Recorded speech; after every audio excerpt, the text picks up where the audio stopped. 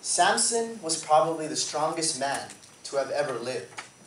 We see in the Bible how powerful Samson is. And he wasn't strong and mighty because of his own strength, but it's because God made him strong. Amen. You see, God blessed him, and that is why he was the man he was. You see, when God blesses you, He expects you to use that blessing for His honor and glory. Right. So we read in Judges, before chapter 16, about stories of how God made Samson powerful. We see in Judges 14:6 how Samson killed a lion with his bare hands. He killed it as if it was just a little sheep. And also in Judges 16:3, Samson took the doors of Gaza and carried it on top of a hill from Hebron. You see, there's these Philistines who were planning an attack on Samson.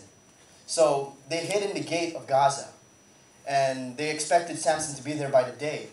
But Samson knew about this, so he waited till midnight and waited till they're all asleep. Then he grabbed that gate.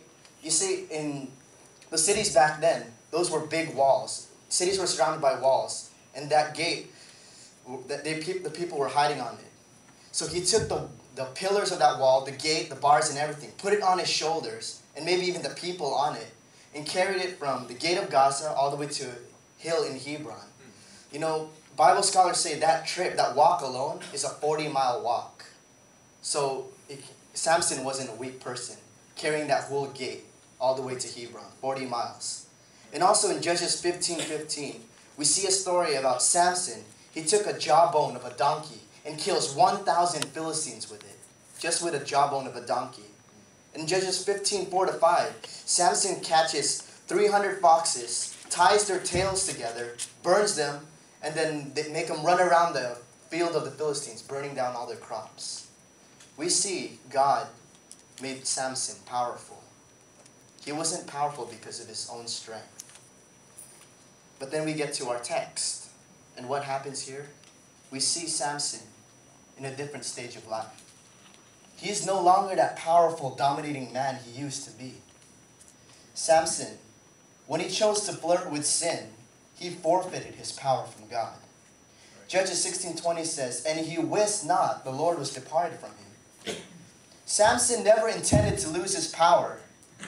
Samson never intended to be captured by the Philistines. He never was intended to be defeated by them and be blind for the rest of his life. But because of his sin, it happened. How many Christians today are dabbling in sin and saying, "I'm not going to go very far. I just want to see what the world is like." Most Christians who choose that route never come back again. Or if they do, they're scarred and they're never the same. Right. The next time we see these Christians, they're blinded to the things of God and are hooked on sin, and they will only give excuses for their sin. Don't be like Samson, who chose to go to the barbershop of sin. Because once you go in for its services, it will cost you. And just like many of those hair salons out there, they're very expensive.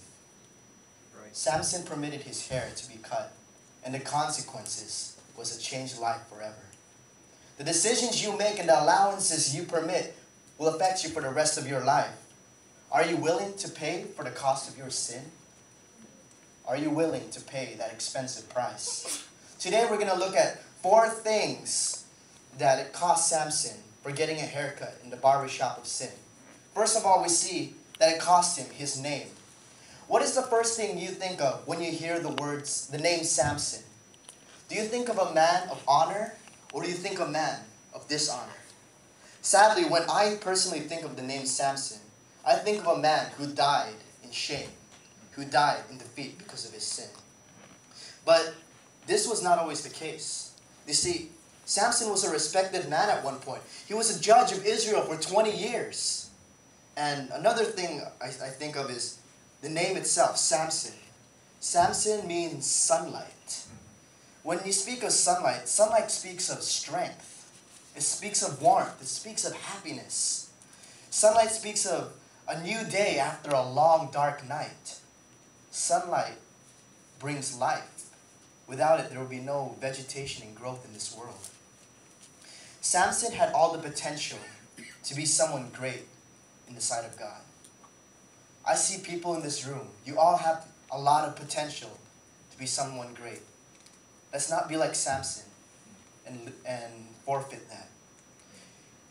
When we think of Samson, instead of a man who could have done all these things, his name was marred because of his sin, his lust, and his shame. Forever written in American history is a story of a 14-year-old boy who ran away from home to fight in the French and Indian War. At the outbreak of the Revolutionary War, he joined the American Army, and he joined forces with men like Commander Ethan Allen to capture Ticonderoga. Later, he led 1,000 men into Canada to fight the Great Battle of Quebec. His courage in battle was so great that they promoted him to Brigadier General. But you know, something happened to him. Thoughts of compromise started eating away into his patriotic mind. Soon the unthinkable happened. No one expected this, but he joined the British control. Now today, instead of being known as a great national hero, as someone who fought great wars for America, Benedict Arnold's name is now synonymous for the word traitor. He ruined his name. None of us will name our children Benedict just because of the name, the connotation it brings. When you think of that name, you think of a traitor, someone who disregarded their country and left it for naught. You see, Proverbs 22 says, a good name is rather to be chosen than great riches. Amen. Samson messed up his name.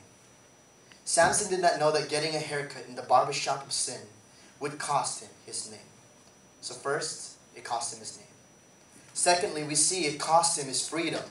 In verse 21 of our text, it says, but the Philistines took him and put out his eyes and brought him down to Gaza and bound him with feathers of brass, and he did grind in the prison house. The mighty judge that freely roamed Israel is now a slave because of his sin. How many people do you know today are a slave to sin? They're a slave to the lust of the flesh, the lust of the eyes, the pride of life. They were enslaved to sin. To sins like stealing, cheating, lying, gambling. You may say, I'm a member of Berean Bible Baptist Church. I don't gamble. What are you talking about? But you see, many Christians today are gambling with their ministry and gambling with their lives. You see, when we choose to listen to music we're not supposed to be listening to, we're gambling with our future. When we watch movies we're not supposed to be watching, they're full of filth, we are gambling with our future. When we tend to go against the rules of your school or whatever, you are gambling with your future. When you think you could walk as close to the line of the world, you are gambling with your future. Too many Christians nowadays are addicted to Satan's casino. They're addicted. None of us are exempt. I'm not exempt to this. It cannot be said of you. You see, just like a compulsive gambler who keeps going to the casinos, trying to make it big, if we Christians keep sinning and sinning and sinning, gambling with our future with sin, just like the gambler who's going to fall deeper and deeper into debt, we're going to fall deeper and deeper into sin. And soon we'll be caught in it, and it'll be very hard to get out. Right. You see, God doesn't want us to be addicted to sin.